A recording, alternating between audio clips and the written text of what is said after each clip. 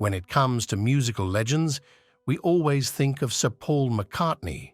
He is a true world legend, a British musician, multi-instrumentalist, author and producer, and one of the Beatles' founders.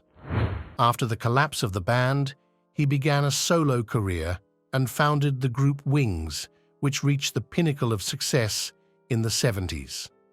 This man has won a Grammy Award 16 times.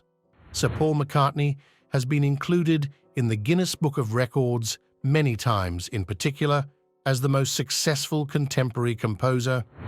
His 60 discs have received gold status, the total circulation of singles exceeds 100 million, and the song Yesterday holds the lead in the number of recorded covers. Paul's net worth is estimated at $1.2 billion, making him one of the most successful musicians ever. It's no surprise that he has amassed an impressive real estate portfolio, including homes all over the world. So where did Sir Paul McCartney live at different times? The childhood years of the great musician.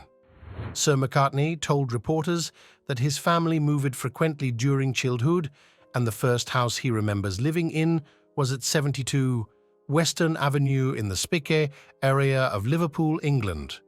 At the time of moving here, he was 4 years old. They lived in the 3-bedroom house for 6 years. In 2013, a die-hard Beatles fan purchased the property at auction, paying more than $600,000 for it, far more than other similar buildings in the area. Another of Paul's legendary childhood homes is located at 20 Forthlin Road, often referred to as the birthplace of the Beatles, as it was here that the band members wrote and recorded their first songs. The family moved here in 1955 when Paul was in high school and lived here until 1964. The building has been owned by the National Trust since 1995 and is available for tours. It is a classic example of post-war terraced council housing. Paul's childhood home is smaller than the property where Lennon spent his youth. Money was tight in the McCartney family. After the tragic death of his mother, Paul and his brother Mike were raised by their father. Looking here today, you will see that the wallpaper was hung carelessly, the house is in disarray, and the furniture is shabby.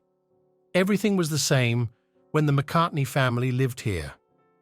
Unlike Lennon's childhood home, Mendip's in Liverpool, 20 Forthlin Road, has yet to receive an English Heritage Blue plaque and is not eligible for one. English Heritage only issues such plaques after a famous person died. 20 years ago or 100 years after birth. Sussex Farm. Paul bought Blossom Wood Farm in Peasmarsh, East Sussex, in 1973 to raise his 5 children and has called it home for over 50 years. The musician then paid just over $2 million for the Grade 2 listed house, although it is now valued at $13 million. It is one of 2 farms owned by the musician and his late wife, Linda.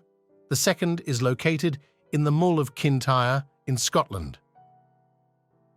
Paul McCartney chose the small village of Peasmarsh as his permanent home because he could enjoy the space and privacy of the 160-acre property.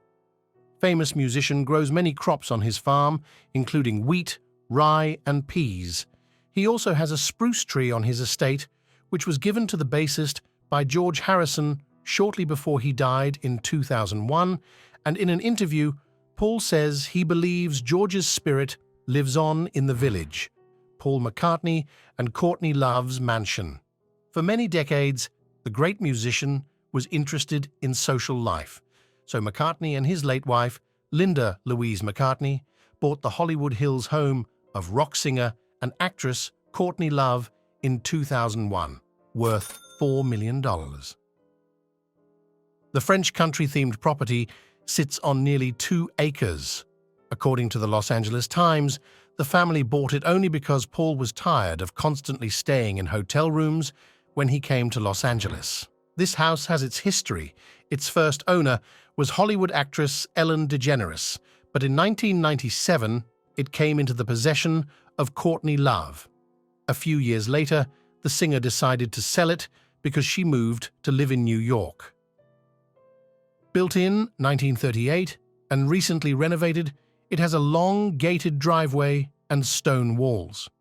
The French Regency-style mansion sits on 425 acres and includes a 16,400 square feet main house and 2 guest buildings, each over 5,000 square feet.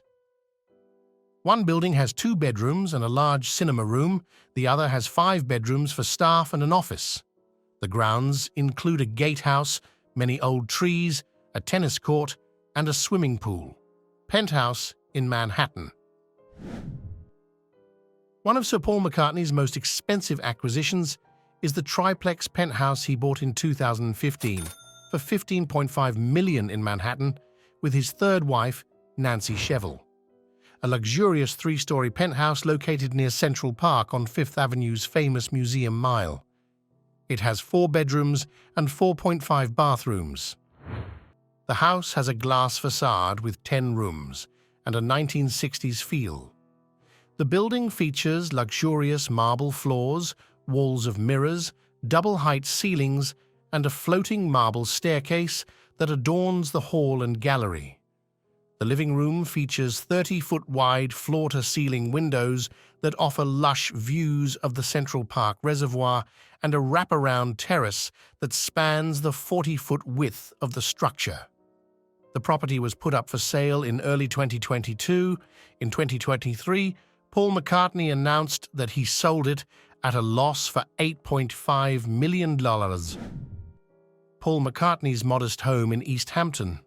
It is not entirely known what prompted Sir Paul McCartney to purchase a modest property in the village of Amagansett in the city of East Hampton for $495,000. But they say that Paul's wife, Linda, who died in 1998, liked this property at one time. According to Good City Living, McCartney purchased the estate and 22 acres of surrounding land. After Linda's death, Paul tried to find new love, and 4 years later, he married Heather Mills. At the request of his new wife, who did not want to live in the same house where Paul had previously lived with Linda, McCartney purchased another mansion on a small cul-de-sac not far from his former home. The 2,300 square foot contemporary home features a cozy kitchen, 3 bedrooms, an entertainment center with a wine cellar and a pool. The house was listed for $1.7 million in 2015 after McCartney and Mills' marriage ended in divorce in 2008. In 1965, Sir Paul McCartney bought a house in London in St. John's Wood, which he still owns. The property next door was recently put on the market for $16.5 million, suggesting the house's value today is much higher. Paul has many fond memories of this mansion, where he hosted his wedding reception to Nancy Shevell in 2011. The building is also steps away from the renowned Abbey Road Studios. The geodesic dome in the back garden is an attractive decorative feature of the estate. This meditation dome contains a huge round bed. At its head is a copper plate on which it is written, "May all your stains be large ones." From Groucho and Alice. Before and after recording songs at Abbey Road Studios, the Beatles often spent time in the music room on the top floor of the house, which houses a psychedelically painted piano. It was here that hits such as Hey Jude and Penny Lane were written. Other celebrity guests at the house include Andy Warhol and Mick Jagger.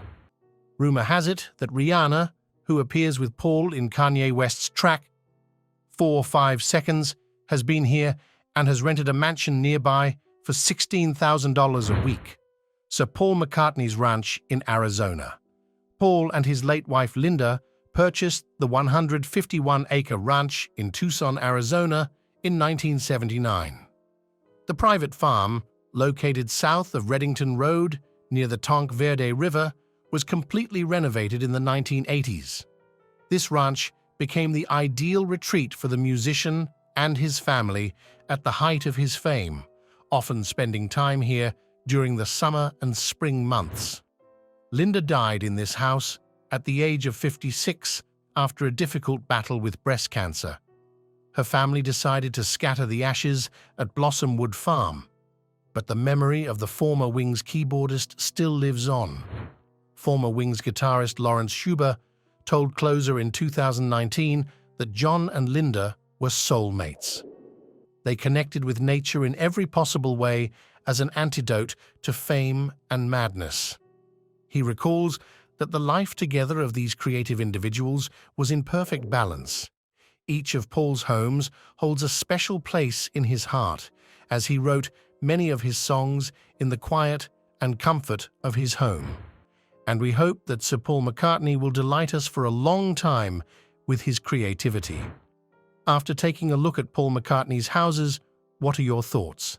Is his home as spectacular as you thought it would be? If you enjoyed it, don't forget to give it a thumbs up, subscribe, and catch you in the upcoming video.